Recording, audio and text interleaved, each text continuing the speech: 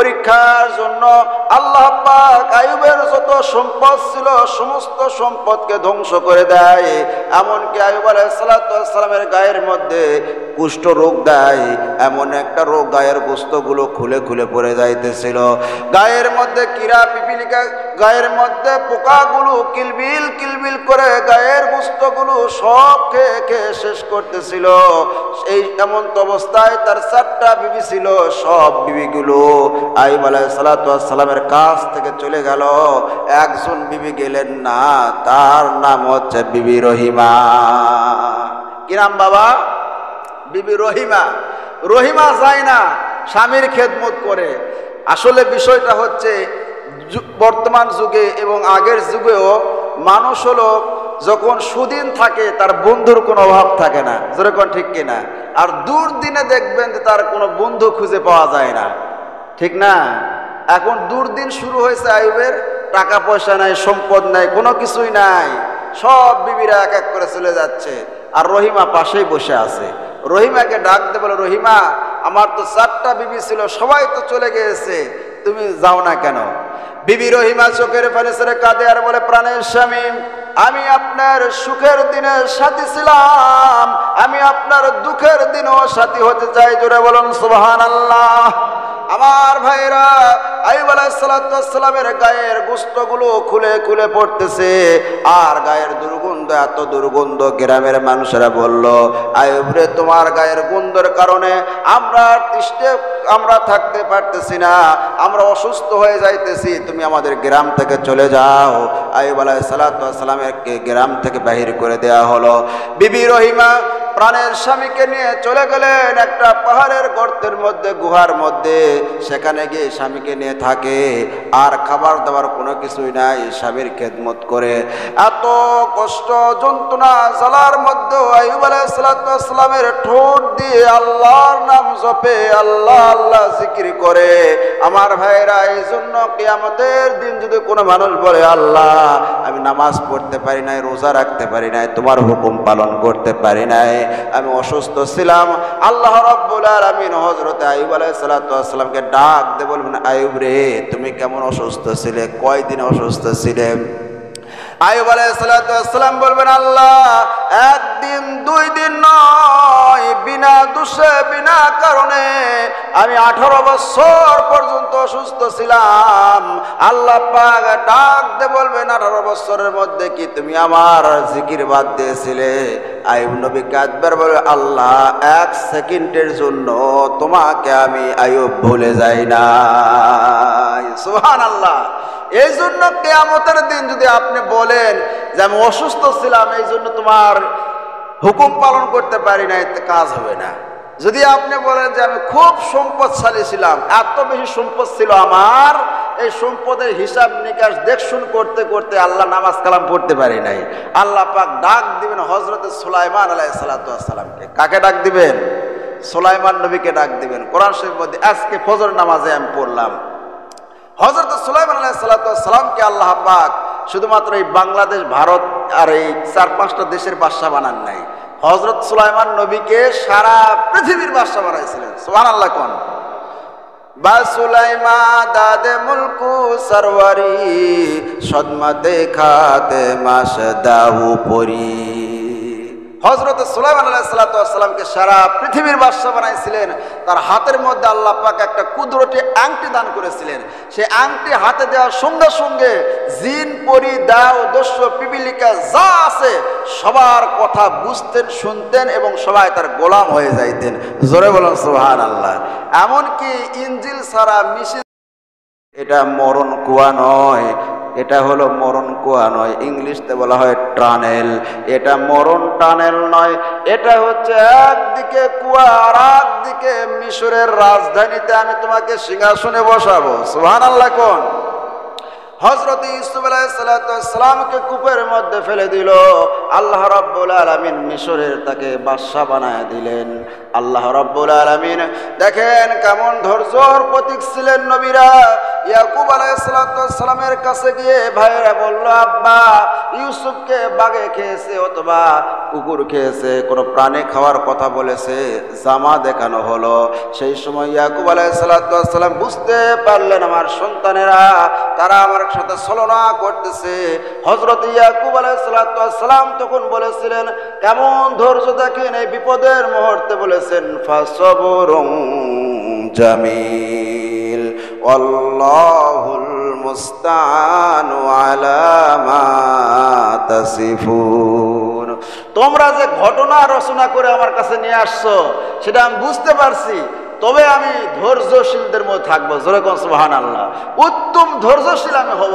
আল্লাহ রাব্বুল আলামিন হযরত ইউসুফ আলাইহিস সালামকে মিশরের বাদশাহী দান করে দিলেন। সুবহানাল্লাহ বলেন।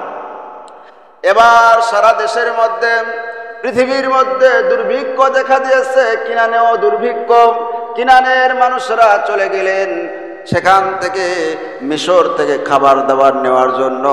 যাওয়ার পরে ইউসুফ আলাইহিস সালাম ভাইদেরকে দেখে চিনে ফেলে দিয়েছেন যে এরাই তো আমার সেই ভাই যারা আমাকে কুয়ার মধ্যে কূপের মধ্যে ফেলে দিয়েছিল। ইউসুফ আলাইহিস সালাম পরিচয় দিলেন যে আমি ইউসুফ, যে ইউসুফকে তোমরা কূপের মধ্যে ফেলে দিয়েছিলে।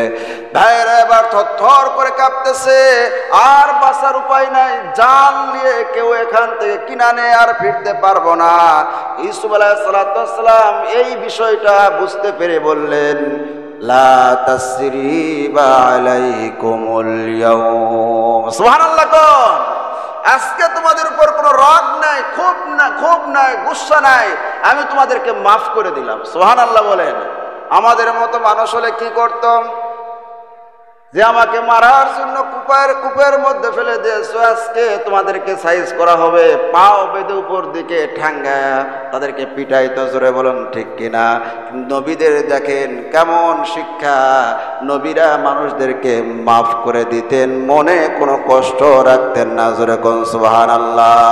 পৃথিবীতে ওই মানুষটা সবচাইতে বড় সুখী যেই মানুষটা মানুষকে মাফ করে দেয়। সুবহানাল্লাহ। কোন মানুষকে যে মানুষ মাফ করে দেয়, আপনাকে একজন দুঃখ দিয়েছে, কষ্ট দিয়েছে, জ্বালা যন্ত্রণা দিয়েছে, আপনি সেই রাগটা মনের ভিতরে পুষে রাখতেছেন, তাহলে আল্লাহর কাছে দোয়া করলে আল্লাহ পাক বলে, বান্দারে আমার কাছে তুমি মাফ চাও আর তুমি বান্দাকে মাফ করো না, আমি আল্লাহ তোমারে মাফ করব না।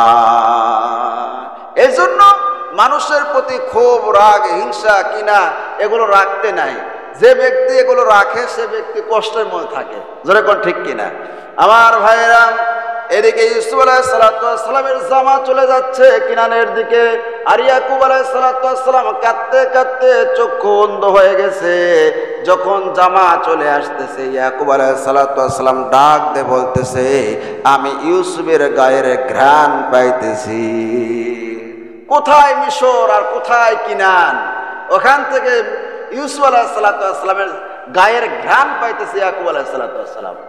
যখন ইয়াকুব আলাইহিস সালামের সামনে নিয়ে জামা পেশ করা হলো, ইয়াকুব আলাইহিস সালাম ইউসুফের জামা যখন চোখের মধ্যে লাগায় দিলেন, আল্লাহ রাব্বুল আলামিন ইয়াকুব আলাইহিস সালাম কাঁদতে কাঁদতে চোখ অন্ধ হয়ে গিয়েছিল। ইয়াকুব আলাইহিস সালামের চোখ আবার ফিরে পাইলেন। সুবহানাল্লাহ। আর এই চোখ যে ফিরে পাইছে, চোখ ভালো হয়ে গেছে, এটাও মুহররমের 10 তারিখে ঘটনা ঘটেছে। সুবহানাল্লাহ বলেন। আমার মুসলমান ভাইরা, হযরতে 6 নম্বরে এই মুহররমের 10 তারিখে যে ঘটনা ঘটেছে, বাবা ছাড়া শুধুমাত্র মা ছিল, একজন মানুষকে আল্লাহ পাক দুনিয়ায় পাঠায় দিয়েছিলেন, বাবা ছিল না, বাবা ছাড়াই সন্তান জন্ম হয়েছে। সেই নবীটির নাম কি বলতে পারবেন? সেই নবীর নাম কি বাবা? ঈসা আলাইহিস সালাম। ধন্যবাদ। ঈসা আলাইহিস সালামের কিন্তু বাবা ছিল না, বাবা ছাড়াই আল্লাহ পাক দুনিয়ায় আল্লাহ বুঝাইছেন যে আমি বাবা ছাড়াও সন্তান দিতে পারি এবং বাবা মা ছাড়াও সন্তান দিতে পারি। হযরতে আদম আলাইহিস সালামের কিন্তু বাবাও নাই, মাও নাই, আল্লাহ বানাইতে পারে। যেরকম ঠিক কিনা। আর ঈসা আলাইহিস সালামের বাবা নাই কিন্তু মা ছিল, আল্লাহ পাক পাঠাইছে। সুবহানাল্লাহ বলেন। এই জন্য কবি বলেন, বেপেদার পর জংদা পয়দা ও কোনাদ, তিফলেরা দর মাহদে গুয়া ও কোনাদ।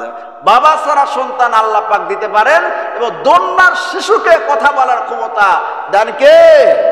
দোলনার শিশু, ছোট বাচ্চা দুধ খায়, সেই সন্তান পর্যন্ত কথা বলতে পারে। ইউসুফ আলাইহিস সালামের সাক্ষী ছিলেন কে? ওই দোলনার শিশু সাক্ষী ছিলেন। সুবহানাল্লাহ বলেন। আমার ভাইয়েরা, হযরত ঈসা আলাইহিস সালামকে বাবা ছাড়া জন্ম দিয়েছে, সেই দিনটিও ছিল মুহররমের 10 তারিখ।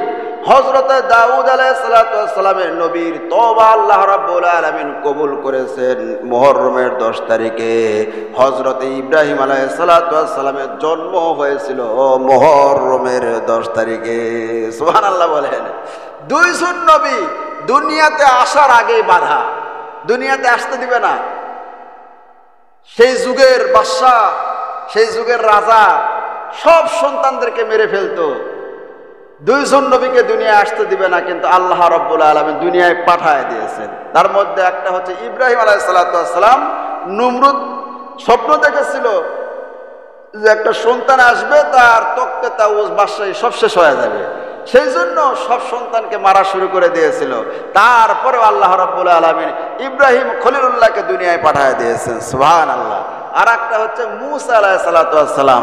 ফেরাউন সেই যুগে সব নারীদের পেট থেকে সন্তান হওয়ার পরই সন্তানকে কতল করে ফেলতো। তাফসীরের মধ্যে এসেছে প্রায় 30,000-এর বেশি সন্তানকে হত্যা করেছে, যাতে করে মূসা দুনিয়ায় না আসে। আল্লাহ পাক দুনিয়ায় পাঠায় দিয়েছে। সুবহানাল্লাহ বলেন।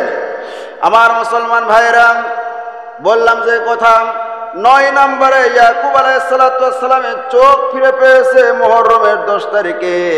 আর 10 নাম্বার হচ্ছে, আপনি আমার নবীর তো কোনো গুনাহ ছিল না, আগের পরের কোনো গুনাহ ছিল না, তারপর আল্লাহ রাব্বুল আলামিন নিষ্পাপ মাসুম বলে ঘোষণা করেছেন এই মুহররমের 10 তারিখে। সুবহানাল্লাহ বলেন। আমার ভাইরা, এই বুখারী শরীফের তাফসীরের মধ্যে এই 10টি নিয়ে এসেছেন, 10টি কথা নিয়ে এসেছেন যে এই 10টি ঘটনা মুহররমের 10 তারিখে ঘটেছে। আমার ভাইরা, আর বিভিন্ন হাদিস বিশ্লেষণ করলে দেখা যায় মুহররমের 10 তারিখে শুধুমাত্র এই 10টি ঘটনা ঘটেছে তা নয়, আরো 10টি ঘটনা ঘটেছে। সুবহানাল্লাহ কোন আল্লাহ পাক এই আসমান এবং জমিন, আকাশ জমিন, চন্দ্র সূর্য, গাছপালা, তরুলতা বৃক্ষলতা সব কিছুকে আল্লাহ পাক সৃষ্টি করেছেন মুহররমের 10 তারিখে। সুবহানাল্লাহ বলেন। হযরত আদম আলাইহিস সালাম নবীকে সৃষ্টি করেছেন এই মুহররমের 10 তারিখে। হযরত ইব্রাহিম আলাইহিস সালামকে আগুন থেকে মুক্তি দান করেছেন আল্লাহ পাক এই মুহররমের 10 তারিখে। আইয়ুব আলাইহিস সালাম 18 বছর পর্যন্ত রোগে শোকে সমস্ত গায়ের মধ্যে কুষ্ঠ রোগ হয়েছিল। সেই যুগে এমন একটি রোগ যে গায়ের মধ্যে পুরা গা পচে পচে, গায়ের মধ্যে পোকা লেগে গায়ের সমস্ত গোশতগুলো খুলে খুলে পড়ে যাচ্ছিল। 18 বছর পর্যন্ত এই অবস্থায় ছিল। 18 বছর পরে আল্লাহ রাব্বুল আলামিন এই মুহররমের 10 তারিখে রোগ মুক্তি দান করেন হযরত আইয়ুব আলাইহিস সালামকে। সুবহানাল্লাহ বলেন। হযরত আইয়ুব আলাইহিস সালাম কিন্তু গরিব মানুষ ছিলেন না। হযরত আইয়ুব আলাইহিস সালাম ধনী মানুষ ছিলেন, লাখপতি, ধনপতি, শিল্পপতি, বড় লোক মানুষ ছিলেন। শয়তান এক সময় আল্লাহকে বলেন, আল্লাহ, আইয়ুবের অনেক টাকা পয়সা আছে, এই জন্যই সে তোমাকে মানে, যদি টাকা পয়সা সম্পদ না থাকতো তাহলে তোমারে ভুলে যাইতো। আল্লাহ পাক বলেন, না, আমার আইয়ুব টাকা থাক পয়সা থাক না থাক তবুও আমার গোলাম আমাকে মানে। শয়তান বলল, না, এটা হতে পারে না, টাকা পয়সা সম্পদ আছে দেখে আপনাকে বড় মানে।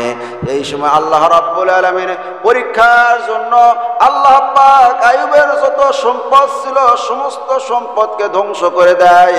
এমনকি আইয়ুব আলাইহিস সালামের গায়ের মধ্যে কুষ্ঠ রোগ দেয়, এমন একটা রোগ গায়ের গোশতগুলো খুলে খুলে পড়ে যাইতেছিল। গায়ের মধ্যে কিরা পিপিলিকা, গায়ের মধ্যে পোকাগুলো কিলবিল কিলবিল করে গায়ের গোশতগুলো সব খেয়ে খেয়ে শেষ করতেছিল। এই এমন অবস্থায় তার 4টা বিবি ছিল, সব বিবিগুলো আইয়ুব আলাইহিস সালামের কাছ থেকে চলে গেল। একজন বিবি গেলেন না, তার নাম হচ্ছে বিবি রহিমা। কি নাম বাবা? বিবি রহিমা। রহিমা যায় না, স্বামীর খেদমত করে। আসলে বিষয়টা হচ্ছে বর্তমান যুগে এবং আগের যুগেও মানুষ হলো যখন সুদিন থাকে তার বন্ধুর কোনো অভাব থাকে না, যেরকম ঠিক কিনা? আর দুর্দিনে দেখবেন যে তার কোনো বন্ধু খুঁজে পাওয়া যায় না, ঠিক না? এখন দুর্দিন শুরু হয়েছে আইয়ুবের, টাকা পয়সা নাই, সম্পদ নাই, কোনো কিছুই নাই, সব বিবিরা এক এক করে চলে যাচ্ছে, আর রহিমা পাশেই বসে আছে। রহিমাকে ডাক দে, বলে রহিমা আমার তো 4টা বিবি ছিল, সবাই তো চলে গিয়েছে, তুমি যাও না কেন? বিবি রহিমা চোখের পানি ছেড়ে কাঁদে আর বলে, প্রাণের স্বামী, আমি আপনার সুখের দিনে সাথী ছিলাম, আমি আপনার দুঃখের দিনও সাথী হতে চাই। জোরে বলুন সুবহানাল্লাহ। আমার ভাইরা, আইয়ুব আলাইহিস সালামের গায়ের গোশতগুলো খুলে খুলে পড়তেছে, আর গায়ের দুর্গন্ধ, এত দুর্গন্ধ, গ্রামের মানুষেরা বলল, আইয়ুব রে, তোমার গায়ের গন্ধের কারণে আমরা থাকতে পারতেছি না, আমরা অসুস্থ হয়ে যাইতেছি, তুমি আমাদের গ্রাম থেকে চলে যাও। আইয়ুব আলাইহিস সালামেরকে গ্রাম থেকে বাহির করে দেয়া হলো। বিবি রহিমা প্রাণের স্বামীকে নিয়ে চলে গেলেন একটা পাহাড়ের গর্তের মধ্যে, গুহার মধ্যে। সেখানে গিয়ে স্বামীকে নিয়ে থাকে, আর খাবার দাবার কোনো কিছুই নাই, স্বামীর খেদমত করে। এত কষ্ট, যন্ত্রণা, জ্বালার মধ্যে আইয়ুব আলাইহিস সালামের ঠোঁট দিয়ে আল্লাহর নাম জপে, আল্লাহ আল্লাহ জিকির করে। আমার ভাইরা, এই জন্য কিয়ামতের দিন যদি কোনো মানুষ বলে, আল্লাহ আমি নামাজ পড়তে পারি নাই, রোজা রাখতে পারি নাই, তোমার হুকুম পালন করতে পারি নাই, আমি অসুস্থ ছিলাম, আল্লাহ রাব্বুল আলামিন হযরত আইয়ুব আলাইহিস সালামকে ডাক দিয়ে বলবেন, আইয়ুব রে, তুমি কেমন অসুস্থ ছিলে, কয়দিন অসুস্থ ছিলে? আইয়ুব আলাইহিস সালাম বলবেন, আল্লাহ 1 দিন 2 দিন নয়, বিনা দোষে বিনা কারণে আমি 18 বছর পর্যন্ত অসুস্থ ছিলাম। আল্লাহ পাক ডাক দিয়ে বলবেন, 18 বছরের মধ্যে কি তুমি আমার জিকির বাদ দিয়েছিলে? আইয়ুব নবী কাঁদবার বলে, আল্লাহ 1 সেকেন্ডের জন্য তোমাকে আমি আইয়ুব ভুলে যাই না। সুবহানাল্লাহ। এই জন্য কিয়ামতের দিন যদি আপনি বলেন যে আমি অসুস্থ ছিলাম, এই জন্য তোমার হুকুম পালন করতে পারি না, এতে কাজ হবে না। যদি আপনি বলেন যে আমি খুব সম্পদশালী ছিলাম, এত বেশি সম্পদ ছিল আমার, এই সম্পদের হিসাব নিকাশ দেখশুন করতে করতে আল্লাহ নামাজ কালাম পড়তে পারি নাই, আল্লাহ পাক ডাক দিবেন হযরত সুলাইমান আলাইহিস সালামকে। কাকে ডাক দিবেন?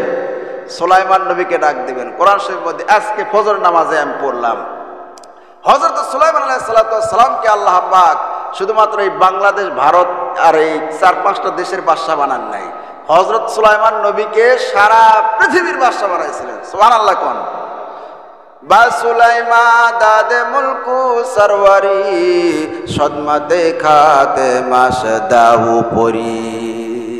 হযরত সুলাইমান আলাইহিস সালামকে সারা পৃথিবীর বাদশা বানাইছিলেন। তার হাতের মধ্যে আল্লাহ পাক একটা কুদরতি আংটি দান করেছিলেন। সেই আংটি হাতে দেওয়ার সঙ্গে সঙ্গে জিন, পরি, দাও, দস্যু, পিপিলিকা যা আছে সবার কথা বুঝতেন, শুনতেন এবং সবাই তার গোলাম হয়ে যাইতেন। জোরে বলুন সুবহানাল্লাহ। এমনকি ইঞ্জিল ছাড়া, মেশিন ছাড়া, মোবাইল, সেই তক্তার উপর উঠে বসতেন, সকালবেলা বসতেন, সন্ধ্যাবেলায় নামতেন, 1 মাসের পথ অতিক্রান্ত হয়ে যাইত। সুবহানাল্লাহ। ডান সাইডে 350 জিন, বাম সাইডে 350 মানুষ, এদেরকে নিয়ে ওই তক্তা আকাশে উড়ে বেড়াইতো, ইঞ্জিল ছাড়া, মেশিন ছাড়া, কোনো কিছু ছাড়া। আল্লাহ পাক পারে কি পারে না? আমার ভাইয়েরা, বলতেছিলাম যে আল্লাহ রাব্বুল আলামিন সব কিছুই করতে পারেন। আল্লাহ পাক হযরত আইয়ুব আলাইহিস সালামকে পরীক্ষা করতেছেন। আইয়ুব আলাইহিস সালাম কিন্তু পরীক্ষায় ফেল করে নাই। আপনি যদি কিয়ামতের দিন বলেন অসুস্থ ছিলাম, কাজ হবে না। যদি বলেন ধনী মানুষ ছিলাম, এত বেশি ধনী, টাকার গরমে, টাকার কারণে, টাকার অঙ্ক কষতে কষতে তোমার জিকির আজকার নামাজ পড়তে পারি নাই। সুলাইমান নবীকে ডাক দেওয়া হবে। হযরত সুলাইমান আলাইহিস সালামকে আল্লাহ পাক বলে, সুলাইমান তুমি কেমন ধনী ছিলে, কেমন বাদশা ছিলে? হযরত সুলাইমান আলাইহিস সালাম ডাক দেবেন, আল্লাহ সারা পৃথিবীর বাদশাহী আমাকে তুমি দান করেছিলে, তবু 1 সেকেন্ডের জন্য তোমার জিকির আমি বাদ দেই নাই। সুবহানাল্লাহ। যদি বলেন যে আল্লাহ আমি খুব গরিব ছিলাম, এত গরিব যে দুনিয়ার কাজকর্ম করতে করতে আমি খুব ব্যস্ত ছিলাম, এই জন্য তোমার জিকির আজকার নামাজ পড়তে পারি নাই, আল্লাহ রাব্বুল আলামিন হযরতে হুরায়রাকে ডাক দিবেন। কাকে ডাক দিবেন?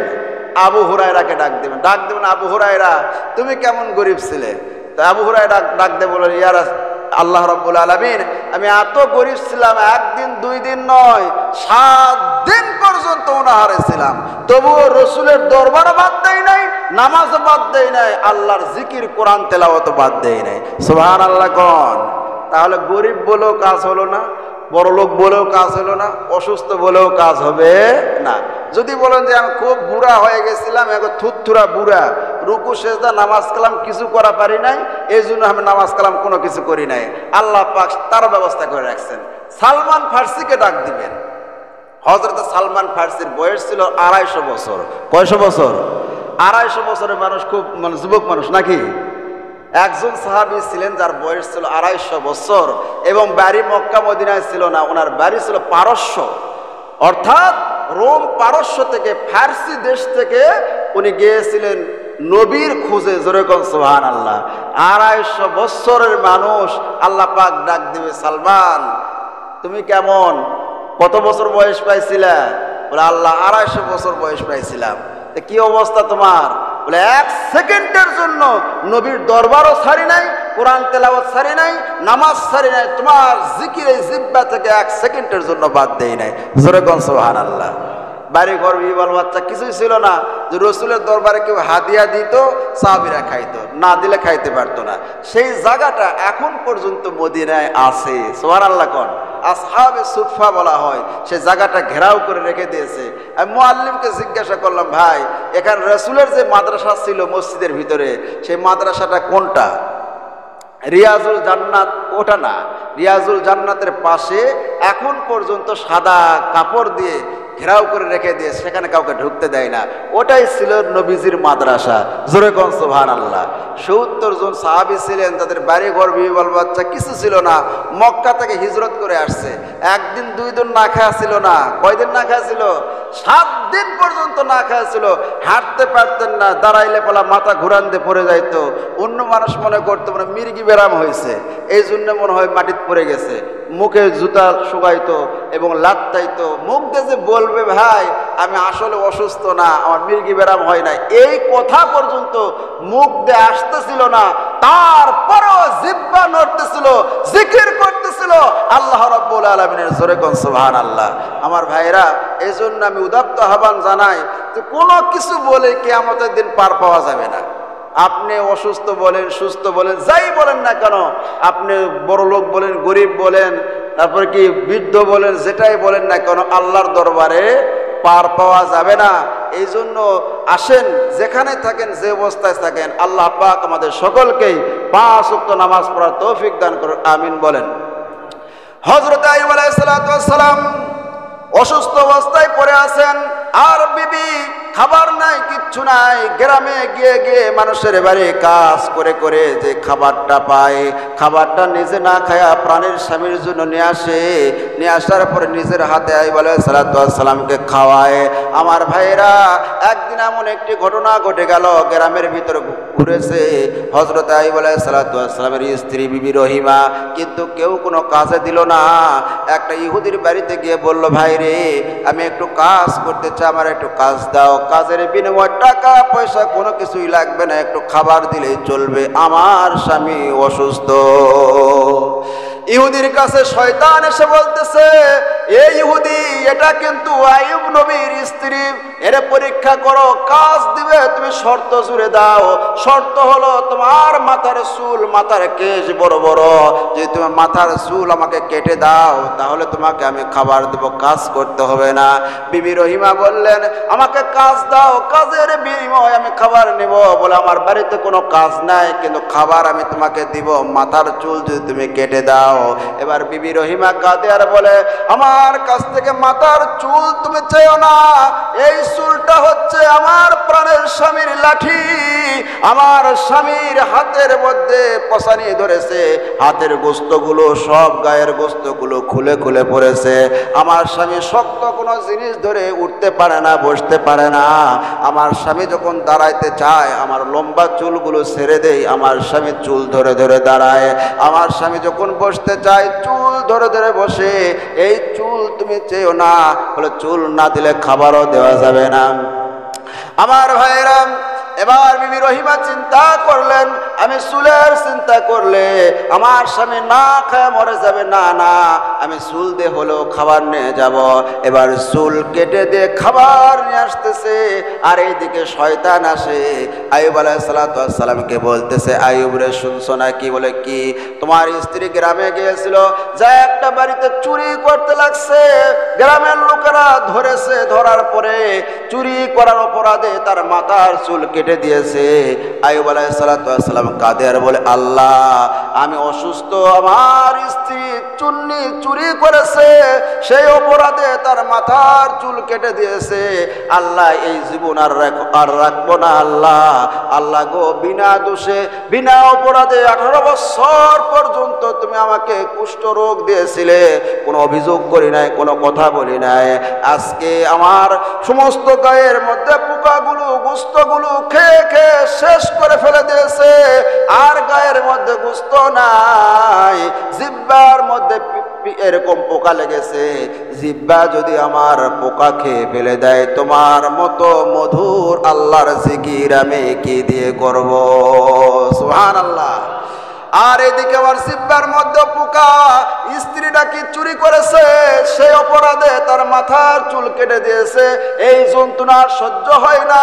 কোরআনে কারীমের মধ্যে এসেছে, সেই সময় আইয়ুব আলাইহিস সালাম একটা কথা বলেছিলেন, রব্বি মাসানিয়াদ দুররু ওয়া আনতা আরহামুর রাহিমিন। সুবহানাল্লাহ কোন। এর অর্থ হচ্ছে, আল্লাহ আমি অসুস্থ, আর তুমি রহমান, তুমি রহিম, তুমি দয়ার সাগর। সুবহানাল্লাহ। দেখেন কথা বলার ভঙ্গিটা কেমন।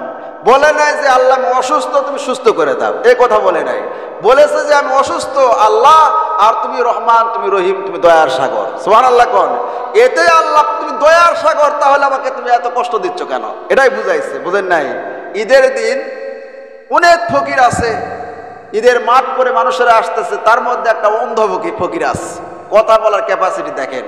অন্ধ ফকির বসতে করছে, ভাই আমার চোখ নাই, আপনাদের চোখ আছে, আজকে ঈদের দিন আপনারা কত আনন্দ করেছেন, আপনাদের মাকে দেখে আসলেন, ঈদের নামাজ পড়লেন। ভাই আমি একটা অন্ধ মানুষ, ভাই আমার মাকেও আমি দেখতে পাই নাই, এই পৃথিবীটা কেমন সেটা আমি দেখতে পাই নাই। সব মানুষের মানে যে ব্রেনটা আঘাত করলো যে আসলেই তো তাই, সব মানুষ অন্ধকেই দান করিচ্ছে। অন্ধ কিন্তু করছে না যে আমার টাকা দাও, অন্ধ খালি অভিনয় করিচ্ছে যে আমার চোখ নাই, দুনিয়াটা আমি দেখতে পেলাম না, আমার জন্মদাতা মাকে আমি দেখতে পেলাম না, বাবাকেও দেখতে পাইলাম না, এই পৃথিবীটা কেমন তাও দেখতে পাইলাম না। সব মানুষ যা ওই অন্ধকে, আসলে তো তাই, ঈদের দিন আহারে অন্ধ মানুষের চোখ নাই, কি কষ্ট, সবাই যা দান করতেছে।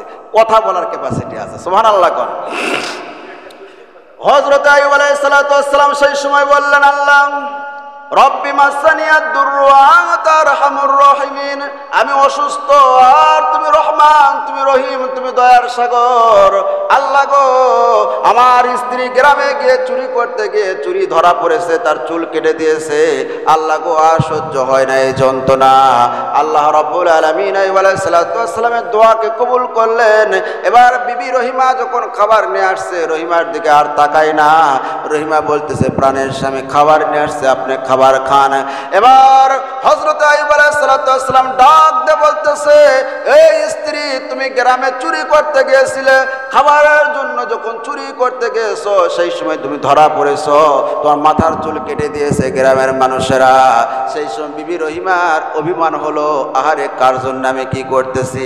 দেখবেন গ্রাম অঞ্চলে একটা কথা আছে, যার জন্য করি চুরি সেই কই চোর। যেরকম ঠিক কিনা?